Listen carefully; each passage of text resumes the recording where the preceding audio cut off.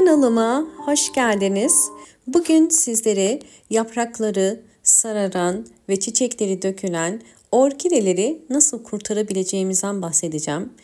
Orkideler mantar hastalığına yakalandıkları zaman bu şekilde yaprakları hızla sararmaya ve dökülmeye başlar.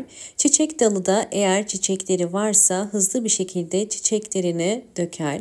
Özellikle gövde mantarında mantar gövdenin iç kısmından başlar. Ve bu durumlarda genelde orkidenin kökleri sağlıklı olur. Fakat mantar yaprakta gövdede ilerlediği için bu şekilde yaprakları kendiliğinden düşer.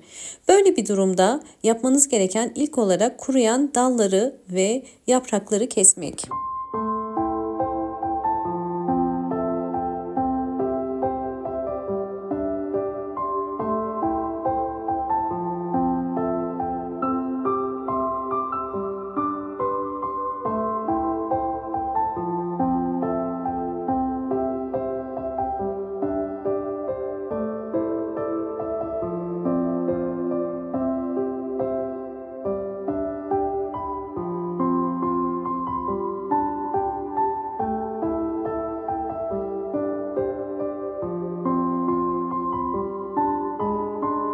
İkinci adım olarak gövde kısmına toz tarçın dökeceğim. Toz tarçın güçlü bir antioksidandır. Bu yüzden gövde üzerindeki mantarın durmasına yardımcı olur.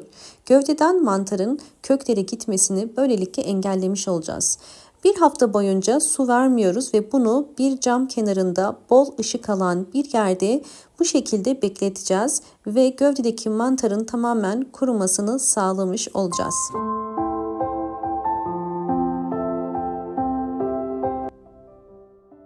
Evet, bir hafta beklettiğim orkidemin gövde kısmı gördüğünüz üzere artık kurudu. Üçüncü adım olarak yapmamız gereken orkidenin köklerini temizlemek ve dezenfekte etmek. Öncelikle su koyun mutlaka, saksıyı değiştirmeden önce daha kolay kökler çıkacaktır. Gördüğünüz üzere ıslakken kökler daha belirginleşiyor. Böylelikle çürüyen kökleri de görmüş oluyoruz. Mantardan dolayı orkidenin köklerinde de sararmalar var. Bu sararmaları daha iyi görebilmek için şimdi çeşmede bu orkidemin gövde kısmına su değmeden yıkayacağım.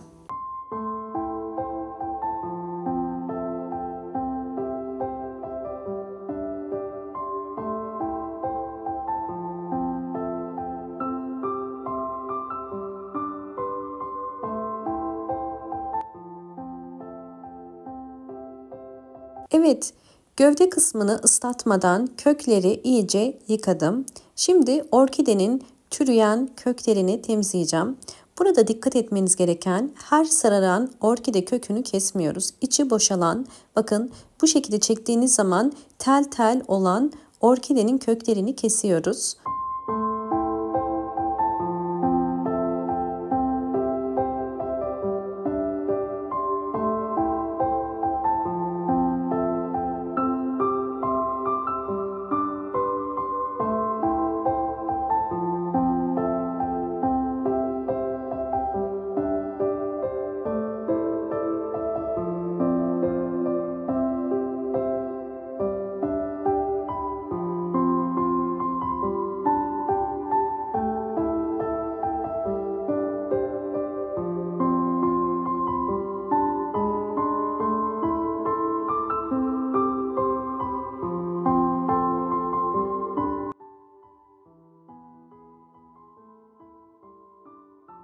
Orkidenin çürüyen köklerini temizledim.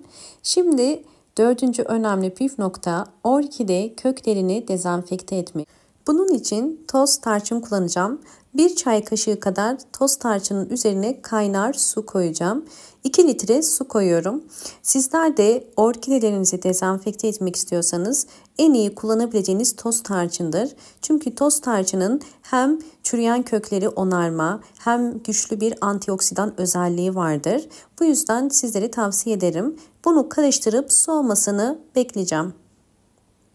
Evet, yeterince soğuyan tarçınlı suyun içerisine temizlediğim orkide köklerini koyuyorum.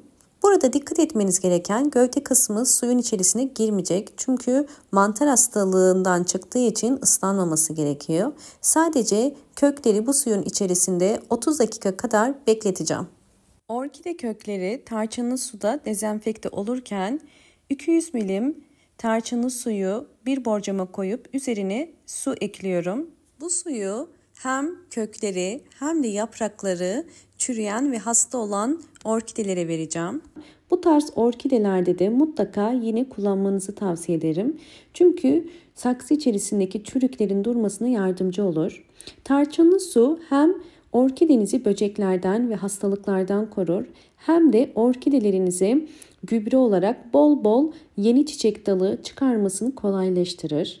Orkidelerde yaprak sararmaları, dal sararmaları varsa yine tarçınlı suyu tavsiye ederim.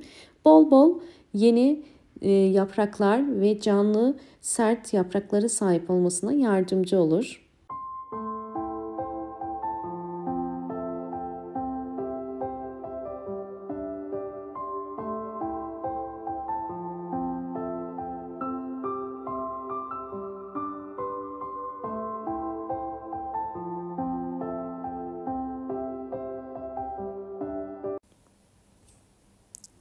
...30 dakika bu suda beklettiğim orkidemi şimdi çıkarıyorum. Orkidemi bir kenara koyup şimdi orkidemi nasıl ekeceğimi de göstereceğim. Şimdi diğer bir aşama, 5. aşama orkideyi yeni bir saksıya alma. Eğer eski saksıyı kullanacaksanız dezenfekte edebilirsiniz. Bu şekilde en altına kil bilyesi koyuyorum ve kil bilyesinin üzerine orkidemi yerleştiriyorum. İkinci toprak olarak çam kabuğu kullanacağım.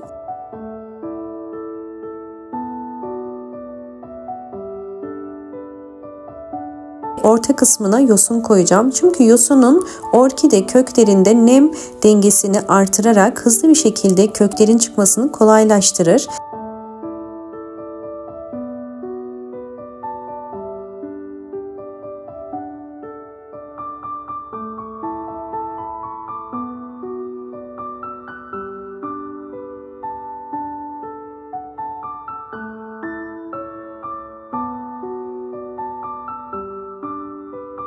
Evet, orkidem yeni saksısında hazır.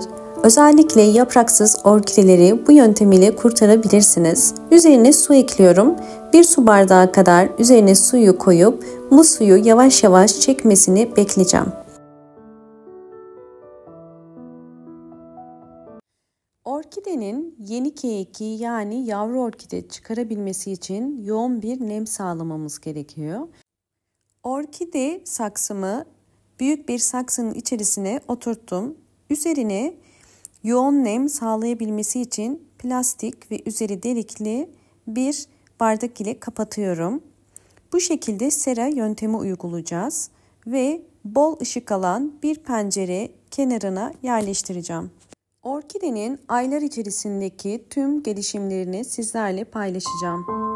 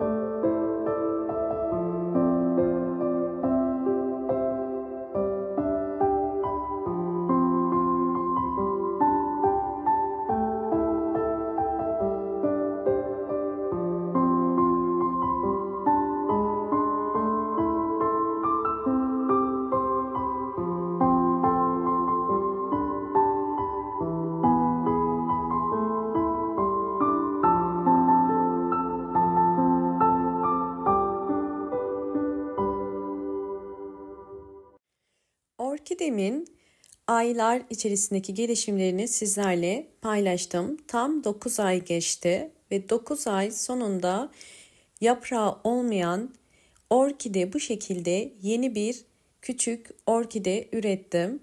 Ve bununla beraber yeni kökler ve yeni çiçek dalı çıkarmaya başladım. Kesinlikle ölmek üzere olan orkidelerinizi çöpe atmayın.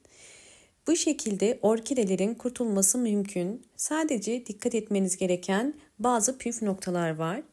Özellikle bu metotta orkidenizin bol ışık alması çok önemli ve 15 günde bir sıvı bitki besinleri verebilirsiniz. Videomu buraya kadar izlediyseniz ve beğendiyseniz hemen beğen tuşuna basıp kanalıma da abone değilseniz eğer bana destek olmak için abone olabilir ve videolarımı sevdiklerinize paylaşabilirsiniz. Orkidemin 12 ay sonraki halini, yani tam bir yıl sonraki son durumunu da sizlerle paylaşıyorum. Tüm aşamalarını sizlerle paylaştım. Böylelikle bir orkideyi sıfırdan nasıl kurtarabileceğimizi sizler de detaylarıyla gördünüz.